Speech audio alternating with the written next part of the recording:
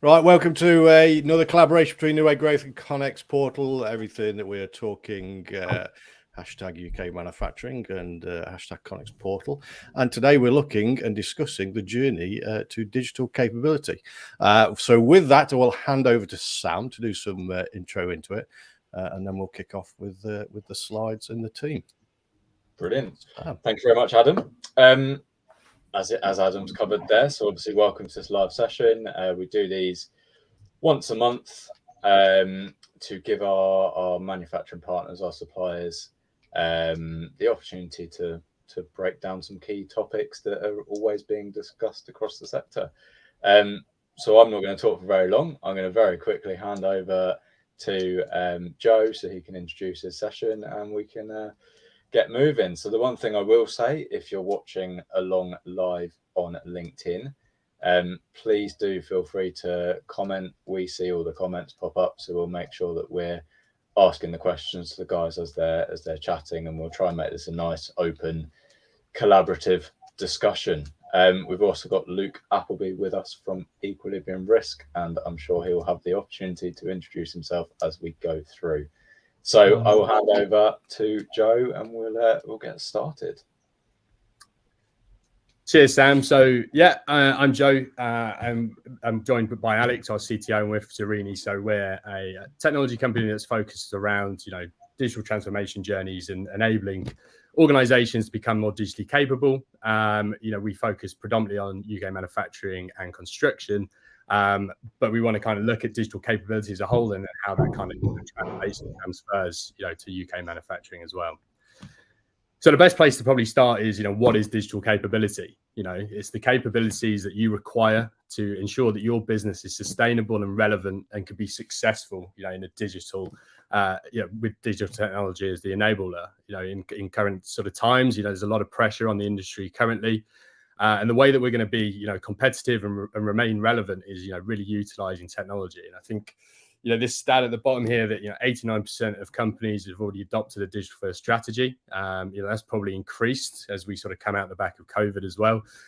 So, this is probably that some of you or all of you on the call are already somewhere along this journey and, doing relevant steps along this. So, this we're going to be talking through how do we build on that and how do we really maximize the potential that we have there.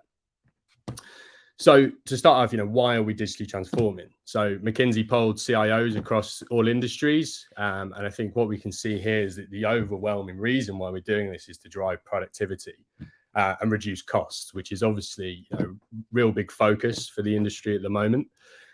Looking at that, I don't know if anyone there would disagree with any of those stats or if from your perspective, whether that's why, you're looking at things, or is there any outliers that you think is more relevant to UK manufacturing out of that list at all?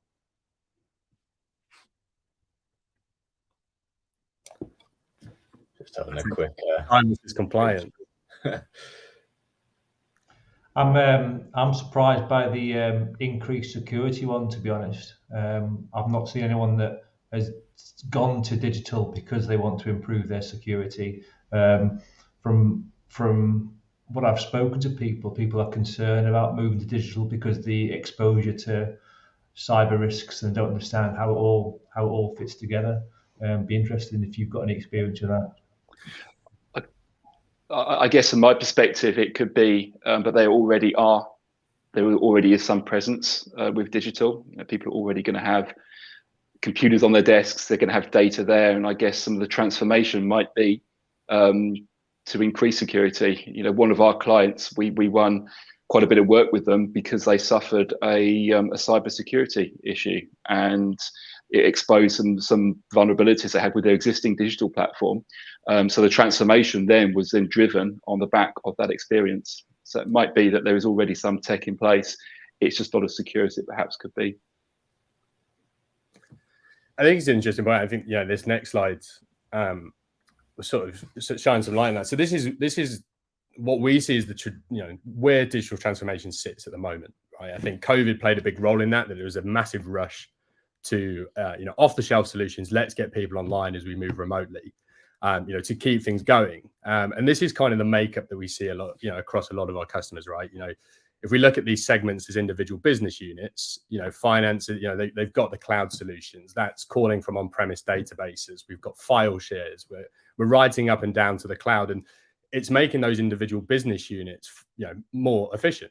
But and you see it to the right, it could be our MES. That's brought leaps and bounds on for manufacturing, is to be able to have those. And the one on the left, I'm sure everyone can relate to, that there's still a very heavy reliance on spreadsheets. However, bringing it into Google Docs or the cloud, it's now shareable or interactable across the business. So there has been strides made, but we see that these business decisions are made within the business unit. And I think we can all agree that a process doesn't stay within a single business unit. It spans across the business.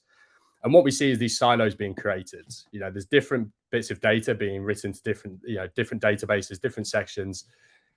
And then we have to translate that across. But we built these silos within the organization, right? And to be able to transfer that data and complete that process, or that end-to-end chain, we have what we've coined, human middleware. We are the individuals that are taking that data from a spreadsheet, copying that into the finance system, or taking the results of the MES, bringing it into a spreadsheet to do some calculations, maybe on OEE, something like that, depending on the maturity. And again, it might be that an individual organization is quite good at bringing these together, but there'll be elements within every business where there's efficiencies in one team and not in the other, and that's actually compounding the effect, as we roll up, the organization. Does this look similar to the world that you guys are living in? Do you think the role of the human is still very much critical to making these systems glue together? I think you've kind of hit it there. There's a lot of noise across lots of different systems, and it's finding the best way or the best system that fits what you're trying to achieve. I think that's what a lot of people struggle with. I mean, with ConeX, we're very much a digital platform, but there's a lot going on in the background, which is focusing on kind of relationships with people and how we best track and manage that sort of thing. So we're working our way through all sorts of different systems to find the best way to manage it. And it does become a bit of a minefield. There is so many options and so many things out there. So just working out the best ways to cover that. I think sorry, I was going to say, I think it depends on the maturity of the business and the business itself in other areas. So silos tend to be driven by a misalignment within what we're trying to do from a strategic point of view. So we're not aligned completely around. So therefore, each functional area ends up with a set of KPIs that are never aligned to one another. So we go for all intents and purposes, what we do is we focus in our functional area, which creates a silo, in achieving the problem we want to solve in there, and not looking at a very big picture scenario of how we interact with the supply chain. And when I say with the supply chain, I'm talking about the supply chain internally and externally, and what can be done most efficient there. So I think that's where some of it, I think, is driven. And I think you will always have that sort of human element in some aspect or other, currently. And I think so. Again, I think it's based on the maturity. Is if you've got a business that is completely strategic aligned across the functions and measured, managed properly in that, you could probably get a lot smoother integration of a digital capability within it. That's just my opinion, but there's no two ways about it. You will definitely see that scenario you've put up. There's no two ways about it. No, I agree. I think it's funny because I literally had this conversation not so long ago. I think Dolores is watching.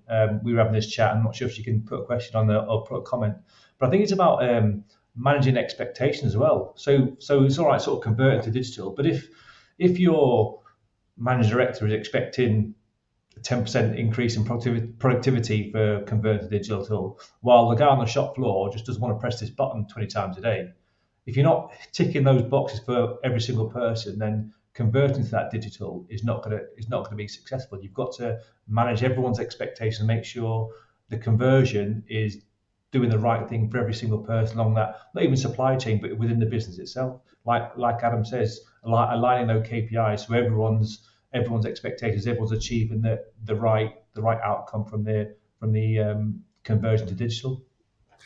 I completely agree. It's one thing that, you know, no matter what technology I've worked with, you know, the message that I've always conveyed to my customers is, you know, it's 20% is the technology, 80% of the success is the adoption. So I think, you know, that resonates, you know, so much. And I think, you know, it's not to say that these SaaS solutions aren't fantastic and they've revolutionized the way that we work, right? But how many of us are utilizing a 100% capability of, you know, one of the off-the-shelf platforms that we've had, right? Sometimes it's a sledgehammer to crack a nut, and other times, you know, we may be utilizing 80% of it. And I think that's where the noise is created, and that's where we see a lot of that. So I look at the next slide. You know, we sort of, you know, if we think back to the main drivers of that productivity, right? It's the main drivers for transformation is, you know, we're looking to be more efficient. But what we're seeing now is, you know, before this webinar, I've just closed down, you know, 7-8 apps that I had open before to, you know, to cut the noise. We're actually using, you know, not on average 9 a day, and that's, you know, we're spending, you know, nearly 2 hours a day just doing that human middleware part, looking for information and where it's found. And then if we scale that up, it's quite frightening, really. 20% of our week is spent doing that. You know, that's the equivalent of having 5 full-time employees and 4 of them turning up. You know, when we think about the constraints that we're putting on, you know, being put on us, and you know, the factors that are out of our control, i.e., energy costs, raw material costs, you know, with the pound now, you know, input, you know, how is, you know, all these strains that we're going to have, and then we're kind of battling ourselves internally with this loss here, where this is really the battleground where we can win, or, you know, especially for, you know, for manufacturing. So we kind of taken, you know, it's maybe a bit of a controversial sort of thought on things, but when we've done our research, actually, is the way we're digitally transforming currently, is that actually compounding our productivity loss because of, you know, the makeup of that, you know, that diagram that I showed on the previous slide. I don't know if you would agree that maybe it's, you know, that's a bit sort of doom and gloom, or whether to that extent, or, you know, what are your thoughts on that in terms of, you know, the competition for operational efficiency, especially within UK manufacturing? Now, this is what I will say here from an operational efficiency point of view, is that our tendency is to focus on our manufacturing area. So we'll focus, let's say, on a machine, a CNC machine, and we will drive the efficiency within the CNC machine. But to have operational excellence, we have to have operational excellence in logistics, into supply chain, into operations. It's not just operations alone. It has to be the whole, the business, the whole business, from the way we do strategy, the way we implement, the way we manage, the way we do our logistics, how we present parts to the machine, how we take parts away from machine, how we load machine, we're going to Hanadashi and stuff like that. So there's a whole host of different elements that have to come into it.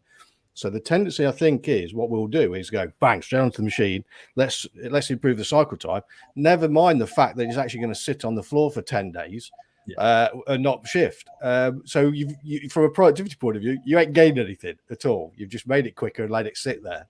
So I think that's the picture that needs to be had. And I think this is where some of it has gone wrong in what we've done. And it's not just the UK. I think from what I've seen in Germany and America and the like, you know, we have to look at the whole. We have to see the whole and make sure it is very, very interconnected. And that's the supply chain. Again, you know, we talk about OEE, but we don't talk about overall logistics effectiveness, overall supply chain effectiveness, and overall purchasing effectiveness. And those three come together to give us a supply chain. So there's a whole host of depth in it for me that we miss. That's just my opinion. Also, isn't there a hurdle to overcome? So if you're going to introduce new technology, you know, for the first 20 days, for example, everything's going to take you a lot longer, isn't it? Because you've got to learn how the technology works. You've got to change it, make it more bespoke to how you want to use it. So there's like a hill to overcome before you start seeing those benefits. And if those benefits are only a 5% improvement on what you're currently doing, then the question is, well, is it worthwhile? If it's 20%, then potentially I might consider it. But yeah, I'd like to hear what your thoughts are on where that magic number is, because yeah, from a personal point of view, you see things that are potentially better for you, but you think, well, that's going to take a month to learn how to use and to integrate into the business. It's not worth my time and hassle. I think it comes down it comes down sometimes to how you do that adoption, how you do the transformation. I'm just noting some of the comments that are coming up from Angela and Joseph at the moment. How do you get people's buy-in from that? And if you go in and don't communicate and suddenly say on day one, here's a brand new system, off you go, then I think you're going to have that problem. There's going to be resistance, there's going to be training, there's going to be inefficiencies. The irony is the thing that you're bringing in to make it more efficient is actually, at least at first, making it more inefficient. What we try and do to tackle some of that is to do things incrementally. So we try and use the existing tools, the existing software. It's not about going in and replacing anything. Often it's about sitting on top. Often it's about sitting down with the users and just feeling their pain. Where do what do you hate most about your job? Where is all the time going? And then thinking of clever ways of just automating that away. So it's kind of a low-hanging fruit. And then people see the benefit quite early on. They suddenly say, I'm not spending my Friday afternoon copying this data or doing this really manual process. It's taken away from me. I feel better about my job. I've got a freer mind to do more productive things and to do my job more effectively. So I think it is often about how you deliver it. And if we can do things, it's not always possible, but if we can do things incrementally that provide the biggest benefits, then people will see the buy-in. But to Angela and Joseph's point, just what we're in the comments, it is all about working with the end users, the people with the problem. So they're owners. They're part of the ownership of that system. The most successful ones we've worked in, it's not been our system that we're imposing on users. It's been a collectively owned system that all implementing, and people can see the benefits early on, and it just keeps going iteratively, getting better and better and better. And that's always led to the most successful outcomes. No, I think it's a great point. I think, if we sort of moving on to the next slide and we think, how do we combat this? How do we prevent these kind of, these bottlenecks or failures in adoption? It's about, to Adam's point a couple of slides ago, I haven't shared these before with him, but he's kind of answered this question, right? The most important thing about this journey is defining that North Star, what is, and communicating why we're doing that. I think that's one thing that, myself, when I've been, had new tools introduced to me, it's kind of, with the ones that I've not been adopted is what, when there's been a real clear explanation as to why this is being introduced. What is the benefit to me and the organization to adopt this? It's not just, so it's the tendency to be like, oh, can you do this and put, you need to put this into this system at this time on this day. That's not going to drive the right behavior, right? It's so when we think about, the journey to digital capability, and as we say, most people are already on that journey at some stages. The way that we can start to be more streamlined with it and more strategic with it is defining that North Star. And it's not about the business unit, it's about the organization. Yes, there'll be still individual business unit decisions to be made and the benefits that can be do from that, but it should tie into that overall strategic goal for the organization, right? So that might be, drive more, improve that OEE metric. I know, at the moment that's huge, moving the dial beyond 40% for the UK, for example. That might be the key sort of core that we're looking at, but it's got to be wrapped up in, what is going to be, the most critical for the success of the business, and starting with that in mind, define those KPIs. We talked about that adoption. It's so important to define your metrics to success at the beginning, so we can make sure we're benchmarking them and we're working towards that. We're not just taking decisions, as we go and hoping that the result works out well. To Luke's point earlier, is it 5% difference? Is that going to make it? But if we're rolling up to that overall goal, one thing we all do in a software purchasing cycle is we'll benchmark for now, and what are we hoping to achieve by adopting that technology?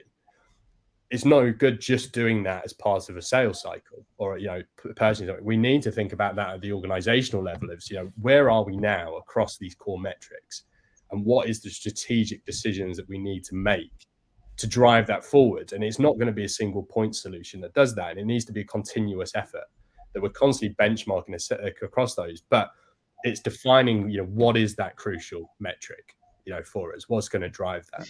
Obviously, I've put a couple up there. I don't know for the guys, if there's any that you think that potentially organizations aren't thinking about currently that, they should be from a holistic sort of view across the business.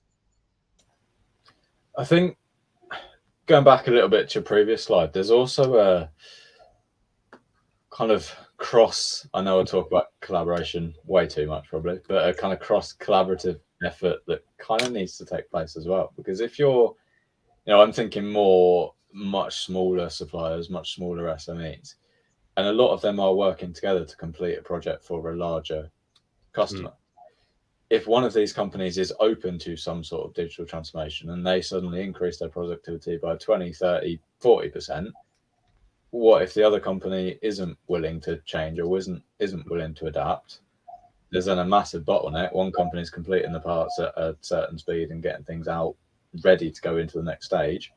If that company hasn't adopted anything, then things are still going to take exactly as long as they were, to no benefit to anyone. How do you kind of see the best ways in kind of companies collaborating to support each other in that way? Adam, I know you probably have some thoughts on that as well. Giving that example there, to be, you know me, I will be as blunt as hell on this. If there's a business in there that is a stumbling block and it is not going to collaborate to move the business forward and progress it, it won't be there. It'll be out. That's my opinion. Because we need progression. We need to move it forward and we need collaboration. SMEs need to collaborate. If you want to grow, one of the best ways to do that is collaboration. Hence around ConeX portal and things like that. You know, those things need to happen. If you're going to be stuck, I had a conversation yesterday with, you know, and if you're going to be stuck in your ways and not shift, you ain't going to be here. And that's being very, very blunt, but very, very honest with it. You're not going to be here. So, you know, for me, if I was in that position and I was in there, then they'd be blown out. I wouldn't entertain it because I would not be wasting my time with it. And expecting the other businesses to waste the time with it as well, because it is affecting the livelihoods of others within those businesses. But that's being very, very blunt. Change is always an interesting one anyway, and bringing them along. And I think, as Joe said, is that incremental step. We need to take that incremental step and then steady it, and then take a step again, then steady it, so we maintain it. We don't slip back, and then you generally get the buy-in. There's a whole host that goes into this with the transition curve of change and things like that, and not everybody goes through it at the same time. So you have to manage the people within that as well. It is not a linear thing. It is it's an individual thing around that. Doing these little steps, incremental steps, is huge.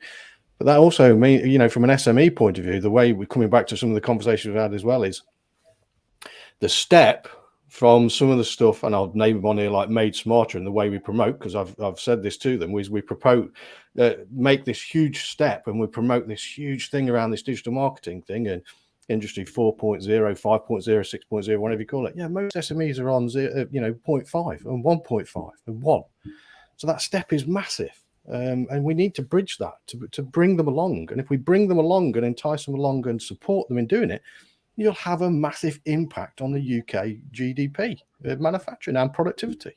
So yeah, you know, there's a whole. I could rant on it. I'm not going to, because this is Joe's presentation, so I'm going to zip it. I think if I can just add my 2 pence for it, because I completely agree with sort of everything that's been said. But like sometimes from personal experience and from other experience, I see businesses talking past each other. So you've got a business that wants to digitize, and they'll go to a digital and say, right, you know, what can you do? And the digital company say, well, what do you want me to do? And say, well, what can you do? Well, I can do anything. What would you want me to do? And they're kind of talking past each other. So it goes back to the stage. You've got to understand what the strategic goals are, but then like you've got to take them with you. I mean, like for an SME, I mean, the amount of money they've got to invest in digitization is going to be limited. So it's got to be, you know, what's the biggest bang for their buck? And maybe it's a sort of workshop to find out where you can make that biggest impact to get the quickest or greatest return on investment. But I think it's not an easy step. And I mean, for playing devil's advocate, which is what I always seem to do, Adam, is like, well, you know, it's always saying, well, if you're not progressing, you're dead in the water. But even that, once that's that first step that's the hardest, and rather than just sort of saying, right, you're dead in the water, well, how can we help you make that first step? What is that first step going to make to make that biggest difference, and define that goal and encourage people on that road to digital transformation? Absolutely, Luke. If they are showing a willingness to move forward, you've got to support them. Yeah. If they are not showing a willingness, then that's a different kettle of fish. That's different. That's a different thing. So if they are showing willingness but don't know, Yeah, absolutely. We have to support them and bring them on. So if you're in a situation like Sam has just put there, is that that person, yeah, I'm all up for it, but I just don't know where to go and what to do. Right, that's it. You're all strategically in line. You're all in alignment, and now you're going to support each other doing it. If you've got one to, yeah, no, I'm not doing it. I'm not doing it. No, I'm not doing it. That's a different kettle of fish, because it's now affecting the other businesses, and you can't have that.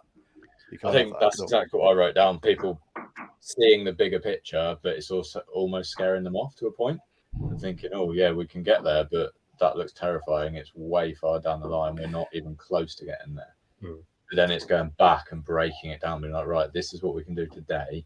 You'll start seeing results in however long, and then we go step by step rather than this is where you're going to get to. Let's do it. And that alone is, well, that's too much information. Yes, you need to put that, as you said here, North Star, but then also going back and then talking them through how to do it step by step. Yeah, and a lot of the manufacturers, we've got to remember is and in particular the micro and the smaller SMEs, the managing director, the business owners will be working in the business. They'll be working a machine. So it's the time and things like that element is coming into it. So again, it's the strategic alignment saying, well, look, if we could be doing this to release the time that you need to be working on from a strategic point of view, so you don't get pulled down into actually doing the work at the forefront. You are looking to grow the business, and that that may be one way. But a lot of the SMEs, a lot of the manager directors, owners will be working down on this in actually producing product. In that side, majority of them, I would have said in that. So we have to enable it. We've got to enable it. But if it's belligerent, no, I'm not. Yeah, there's not a lot you can do with it.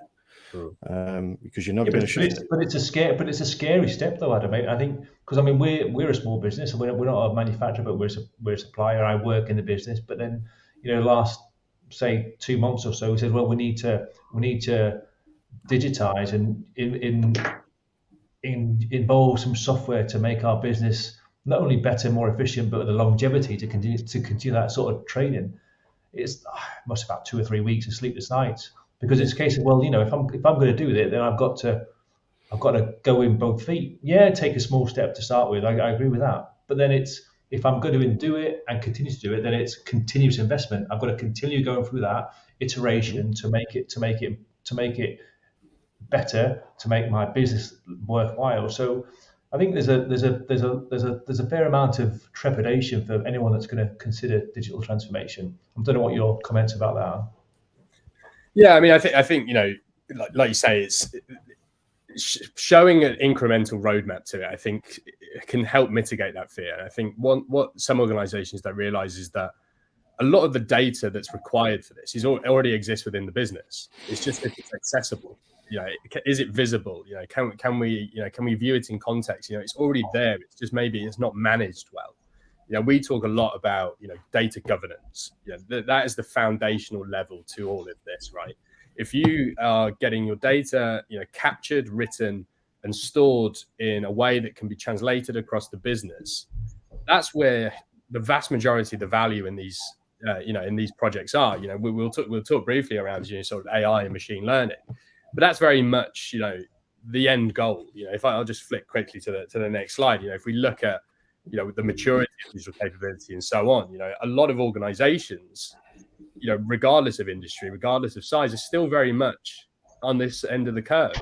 As we look at this, because we're still, like we talked about earlier, with the rate of sort of human sort of intervention and need to be taken and so on, but we can take those small steps to start to take that heavy lifting away, which actually doesn't mean like 18-month transformation project, all new, brand new platform that does that. Sometimes it's just about getting the current systems to talk to each other, so they can both understand. So I think there is this, especially from a less sort of technically advanced industry, we're not like the high techs or the banks necessarily.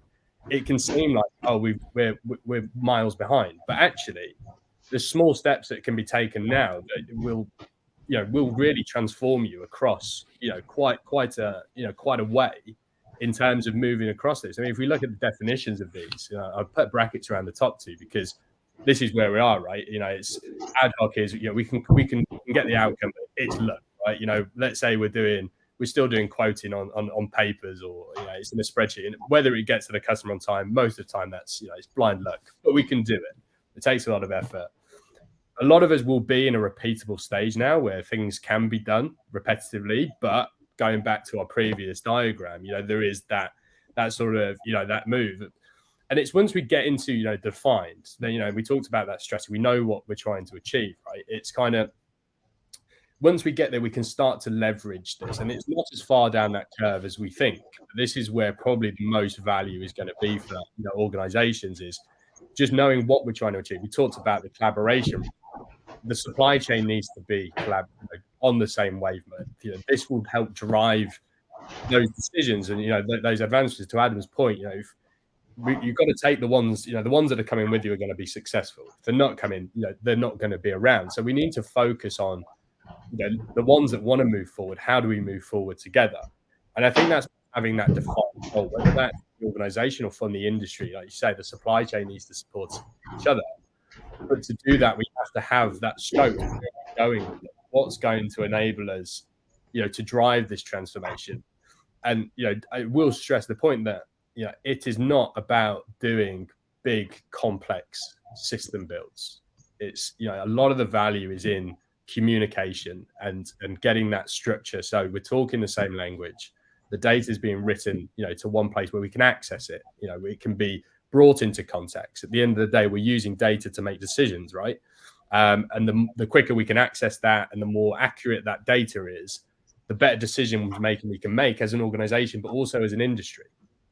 So I think, you know, that's, you know, it's taking away that kind of fear that it's a huge, costly, monumental effort to do this. You know, let's leverage our existing capabilities. You know, again, we kind of mentioned all this with, you know, how do we move forward, right? We pick the low-hanging fruit. Where's the immediate value? What do we have in place currently that with a few tweaks, we could, you know, it's going to be more efficient? And I think, you know, that's one thing that we talk about a lot with our customers, where they think that this is going to be such a huge effort, is actually, no, look what you've got. And with a little bit of, you know, we call it a little bit of dust over the top, you know, a little bit of magic, the transformation is huge, but the cost isn't, and the effort isn't. And, you know, if you're using, you know, going back to the adoption point, if you're using existing systems and the way that workers are, you know, are used to working, the adoption's a lot higher. You're not going on a big training course to take on a new solution. And I think, you know, that is kind of the myth, you know, the kind of the feeling that it has to be revolutionary, and it doesn't. It's incremental. It's, you know, connections will make these, you know, you can make these transformative systems out of what you've got, but as long as they talk to each other, and they talk to each other in the same language and in the same context. So I think that that's really important to think of when, you know, maybe there's nervousness about doing this. It's, let's look at what we've got and how can we utilize it better, rather than what do we need that we don't have. I think the one thing that I would add in to this is, which is what some of the stumbling block we have, is that we've got a pain within a process that we look at as to that we could potentially automate, because that there's a pain there.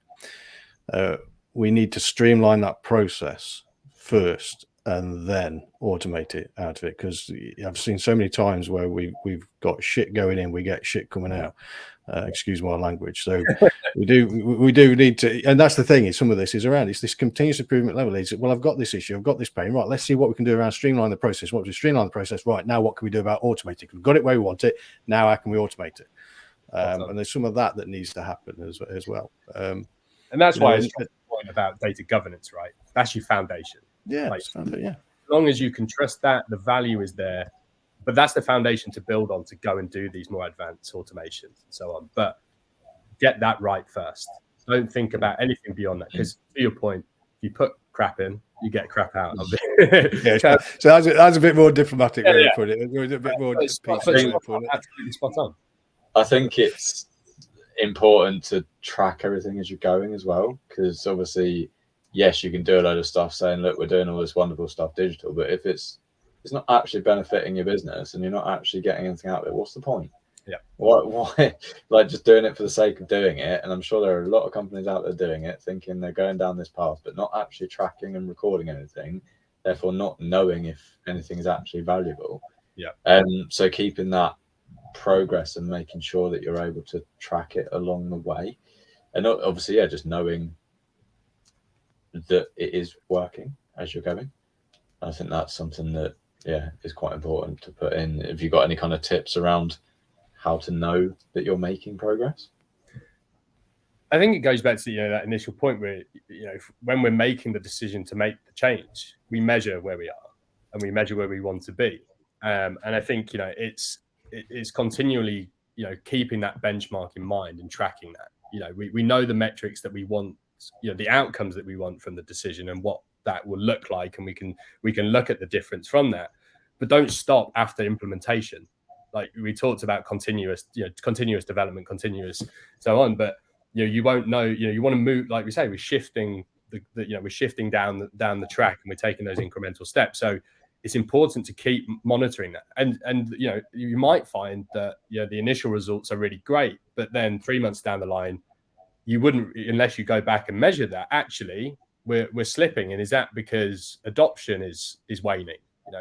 Again, it's not, adoption doesn't finish after training or enablement. It's continuous, and a part of that is providing workable, usable tools that employees want to use. Like we said, it's not, they don't want all these flashing lights and fancy buttons. Some people want to press a button to commit a function, and if that button's not there, or that button stops doing that, then you're going to see that investment dwindle. So continuously monitoring, and it's both statistically and looking at that, but keep reviewing with employees. Keep asking them, how are you finding this? Is there, and what you'll often find is that at the start, it's very difficult to think about what you want or what you need. We talked about communicating.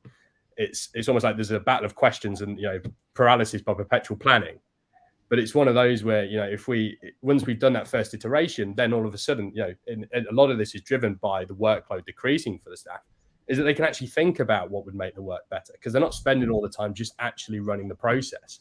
And this is what we want, right? We want to enable our staff to be more effective, more efficient, so that they can put more time into innovative and revenue generating activities.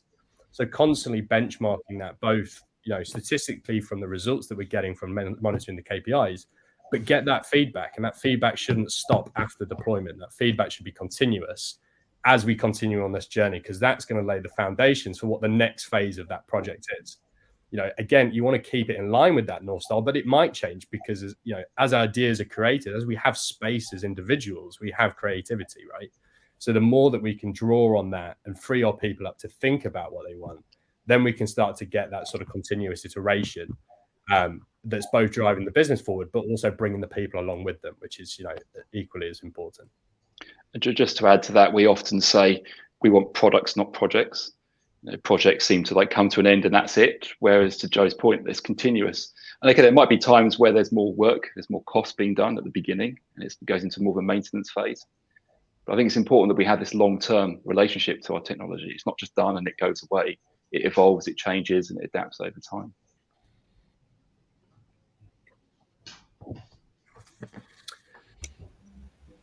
Anything else? So I'll flash this up. This is coming to a close now, but if we kind of, I think we've kind of spelled this out as we've talked through, right? It's not about changing what we have. It's removing the barriers to those systems. It's about replacing the human effort with smart integrations and eventually, AI and machine learning. But it's not about reinventing the wheel. It's utilizing what you have to be more effective. And I think by doing that with a holistic approach and a holistic view, we can achieve great value with what we have. It's small tweaks. It's filling in the gaps rather than rip and replace. And I think that's the main message that we have, with our clients and the projects we work on is, look at what you have, because that's where the efficiencies can be driven. It's not about these long-winded ones. So that's sort of coming to it. I don't know if you want to spend a couple of minutes talking around the role of AI and machine learning, because that is going to be the end goal. That is where the utopia, so to speak. but not to take away or detract from what we've said at the start, is that a lot of the value is just getting the data right, the governance, getting the systems talking, so that we are prepared for artificial intelligence and machine learning. I think, I think some of that kind of breakdown stuff and working out where and when things should be implemented, not doing things too soon, but equally not doing things too late, because there could be new software that pops up that is better supported or whatever it may be. So very not an easy question, but can you kind of give a bit of a breakdown in terms of a timeline when people should expect to adopt certain things? Because obviously you're saying you can't adopt kind of AI machine learning from the start. You need to build up to it, but how long should people be kind of waiting before they kind of are expected to reach that stage? I think it's a good question. Sometimes it depends. The whole AI ML question's a good one. Everybody wants to be doing it, and there is some great value to be had from it. But as Joe said, a lot of the time it's getting the data into one place. That's not to say you couldn't do something today. If you've got a particular process or you want a particular bit of insight, you've got some data. Can I predict my sales cycle? Can I predict when this machine is going to fail? You could do that from day one. It doesn't have to. You don't have to wait till the data's all in one place. How we tend to see AI and ML is it's a tool in the box that we use to solve business problems. It just so happens those business problems tend to come further down the line of digital transformation, or becomes more applicable to solve those problems further down the line once you have data to train models on and so forth. But that doesn't mean that those tools aren't accessible from the beginning. If you've got a business problem and you have the data and the need, then you can use those today. It doesn't have to wait till some timeline. It just goes back to that low-hanging fruit. It's where are my problems, where are my pain points, and what tools do I have in the box to solve those pain points? It might be integrating two systems together. It might be training an ML model to predict something in my business. It depends, and it is quite unique often for different businesses at different times. I think that sums it up for me, because when we talk AI, when I look at AI, if we're talking operations and that side, that ilk, that is, you get into the advancements. But on the marketing side, that's relatively upfront, because from a marketing point of view, if we're spending time in answering social media questions or trying to drive a conversation, which is all what we want from a marketing point of view, AI is the way to drive that. So again, it all comes back down to that pain and where the best value added for it is. So from a marketing point of view, it could be right up front, but from an operations point of view, it could be right at the last minute, because there's a whole host to go. It's just understanding that pain.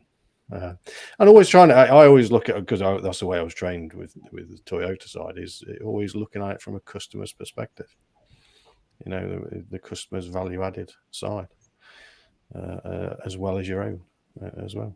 And my opinion on it. Good presentation. I enjoyed that. It's a good discussion. Yeah, it was good. I'm just going to pull up one question from Dolores in the chat before we wrap things up. There are obviously multiple digital readiness tools out there and available. What are your opinions on a kind of standard global system, so we can start to benchmark the entire of UK MFG against these systems?